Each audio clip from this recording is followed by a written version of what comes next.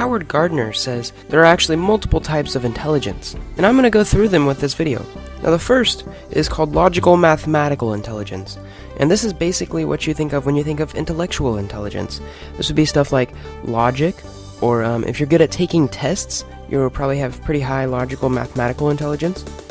This also has to do a lot with critical thinking and making and reading graphs, as well as organization. If you like to organize your stuff and keep it very organized and are good at organizing it, then you probably have very high logical mathematical intelligence.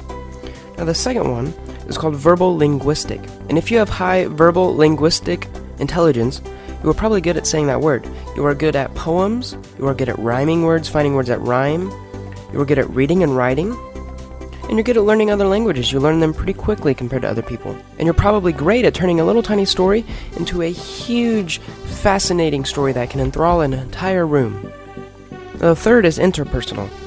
And interpersonal intelligence would be like understanding other people's emotions, understanding what the social etiquette and norms are of this situation. You have to be able to be good at reception to other people's moods and what motivates them. If you are a business administrator and you're good at motivating someone, you probably have pretty high interpersonal intelligence. If you're a good leader or just a manager in general, and you can coordinate work with other people, you are probably really intelligent in this interpersonal field. The fourth is body kinesthetic, which means you are good at handling and maneuvering your own body. You can handle objects skillfully and basically move them around however you want them to, as well as your body. People that are very intelligent in the body kinesthetic field are dancers, actors, soldiers, and even many sports athletes. The fifth is musical intelligence, and this is associated with rhythmic and harmonic music. Being able to interpret sounds, rhythms and tones and pitches, and being able to understand them on a level that most people can't understand. If you're good at this, you can probably compose or at least play an instrument. The next is visual spatial, and this is like basically how well can you visualize something in your mind's eye? How well can you think of something in your mind? And another example of this would be how well can you get through a maze? Can you see it in your mind's eye where you're at in the maze or a cornfield?